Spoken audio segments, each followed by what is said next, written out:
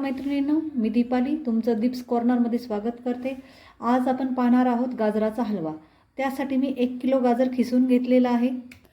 आता गाजराचा हलवा बनवण्यासाठी मी एक कढई गरम करायला ठेवलेली आहे। यात एक 4 ते 5 चमचे मी चांगलं तूप घालत आहे। तूप आपलं गरम झालेलं आहे। आता यामध्ये आपण खिसून घेतलेलं गाजर आपण घालत आहोत। हे आता तुपामध्ये आपल्याला व्यवस्थित परतून घ्यायचं आहे। आपण तुपामध्ये सगळा खीस परतून घेतलेला आहे आणि आता हा गाजराचा खीस आपल्याला 10 मिनिटं मंद आचेवर छान असा होऊ द्यायचा आहे। आपले 10 मिनिटं झालेले आहेत।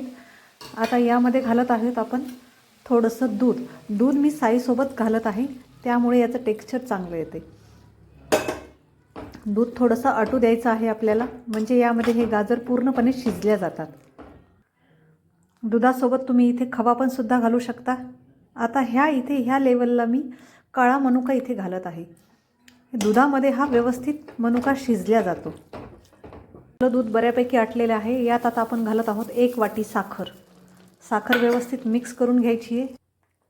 पहा इथे साखरेमुळे हलव्याला थोडंसं पाणी सुटलेलं आहे।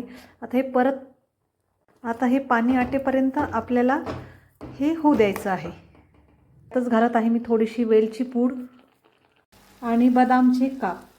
तर तयार आहे आपला गाजरचा हलवा। तुम्हाला माझी गाजरचा हलवा बनवण्याची रेसिपी आवडल्यास नक्की माझ्या चॅनलला लाईक, शेअर आणि सबस्क्राईब करा। थँक्यू।